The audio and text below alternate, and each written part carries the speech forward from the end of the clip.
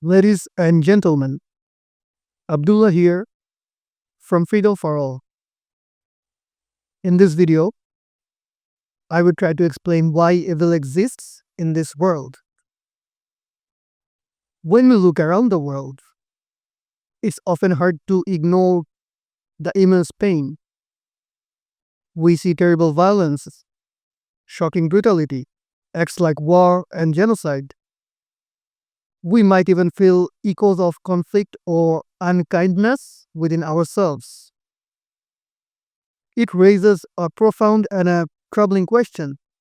If the foundation of existence, the source of everything, is fundamentally good or loving, where does all this darkness come from?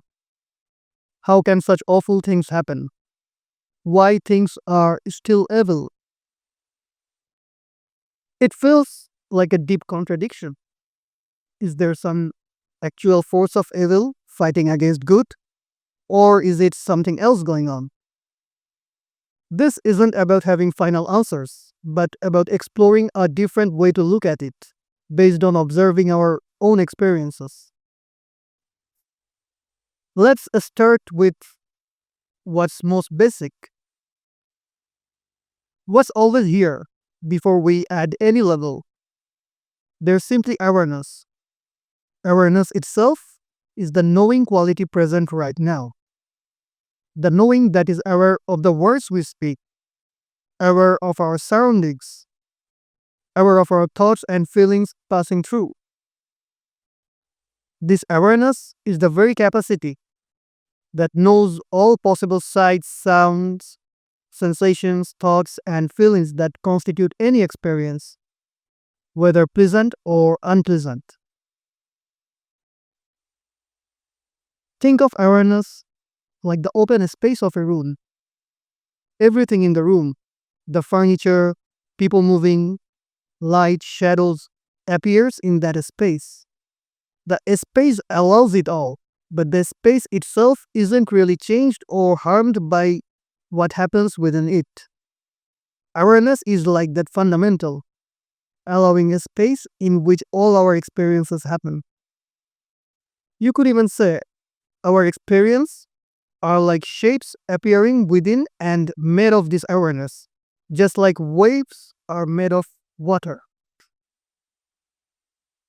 So, if that's the ground of reality, how do we get to experience of a world with the separate things, separate people, and all the conflict that follows? It seems that for us to experience life in this way, this vast unlimited awareness has to focus itself down. It takes on the viewpoint of being a particular person, a me looking out at a world of others. This boundless ocean temporarily takes the form of an individual wave. This feeling of being separate, a me inside a body, helps us function in the world. But the problem arises when we see this feeling of being separate as our entire reality. When we forget that our deeper nature is that shared open awareness, we start to believe we are just limited, separate person, fundamentally cut off from everyone and everything else. And this belief, this deep feeling of being separate, seems to be the seed from which darkness grows. When we feel truly separate, we feel vulnerable, incomplete, like something is missing. That feeling creates fear. It creates wanting, a constant need to get things from the world or control others to feel safe or satisfied. From this viewpoint of fundamental separation, other people can easily start to seem like competitors, threats, or just tools to get what we think we need. So when we ask, why does evil exist? Perhaps we're looking in the wrong place if we're searching for some independent, malevolent force. What if what we call evil are simply the actions that arise from this profound state of perceived separation, actions born from ignorance of our shared nature.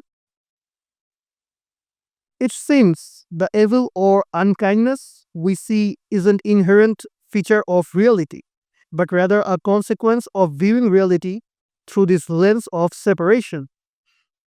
Neville Goddard once said, "That which is called evil is simply God's activity in misdirected state. God's activity is the activity of infinite consciousness. Misdirected actions are actions come from hate, lovelessness, abomination, and most importantly, the dominant nature of ego. We know everything comes from consciousness and consciousness only acts. So can evil activities be separated from consciousness? No, they are not separated. Rather, evil actions are taken when we lack love and choose to take illusions seriously. When someone commits a terrible act of violence, it comes from a place that sees the victim as completely other, completely separate. There is no recognition, no feeling that underneath the surface appearances, they share the same essential awareness. Because of that feeling of separation, harming another doesn't feel like harming oneself. Think of one thing. If you truly felt connected to everyone, if you knew in your bones that we all are expressions of the same underlying reality, could you intentionally cause devastating harm? It wouldn't make sense. Hurting someone else would feel like hurting a part of your own being. Now, this perspective doesn't make excuses for harmful actions. Responsibility remains, but it points to the source differently. Rumi said, "The lower soul, the devil, and the angels are not realities external to you. You are them. Both the devil and the angelic spirit present us with objects of desire to awaken our power of choice." This quote suggests that the root isn't some evil power outside of us, but rather the consequence of awareness getting lost in the feeling of separation, operating through a mind that feels isolated and acts out of fear and misguided self-interest. Even these actions, born from feeling of separation, are still happening within that single undivided awareness. Nothing truly exists outside of it. The ultimate reality remains whole and untouched. But when expressed through the distorting lens of deep separation, the results can be incredibly painful and destructive. So, the way to reduce the violence and brutality in the world might begin not by fighting shadows, but by looking within ourselves at this core illusion of separation, by rediscovering and resting in that shared awareness, that inherent connectedness. Our own thoughts, feelings, and actions can start to naturally reflect that deeper truth. Rumi's mentor Shams once said, "Look for your devil in yourself, not in the others. Don't forget that the one who knows his devil knows his God." This is a mystical quote, and it suggests not to blame others. Even if there is a situation to curse the violent people, it is still better not to pray unlovingly for them, because there is no other people in the true reality of our nature. The ones who are violent and the ones who are non-violent share the same consciousness.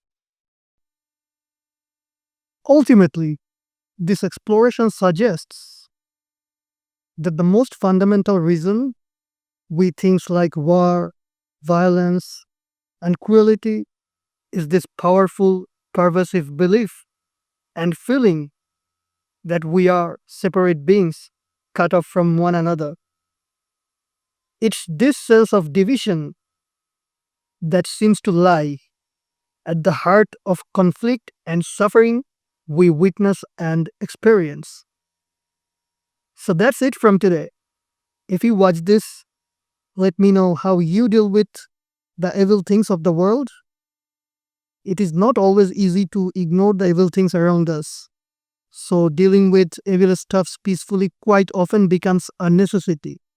Besides, when we know something evil happens in some part of the world and put no attention to it only to ignore it, then that's kind of selfish. Because when we do that, we don't take others' problems as ours. And this is a sign of separation. Take care, everyone. See you later.